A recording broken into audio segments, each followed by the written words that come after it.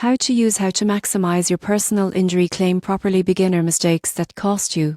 Maximizing a personal injury claim seems simple, but most beginners make mistakes that can cost thousands of dollars. The surprising truth is that small missteps in documentation, communication, or timing can drastically reduce your compensation. The first mistake is not documenting your injury properly. Photos of the accident scene, medical reports, and even a daily symptom journal are critical. Without this evidence, insurance companies can downplay the severity of your case. Another common error is speaking directly to insurance adjusters without guidance. Many people inadvertently admit fault or underestimate damages. Always consult a personal injury lawyer before giving statements. Failing to track medical treatment is another pitfall. Missing appointments or ignoring prescribed therapy can create gaps in your case and reduce your claim's value. Keep a detailed record of all medical visits, expenses, and medications. Many also make the mistake of settling too early. Quick settlements may seem tempting,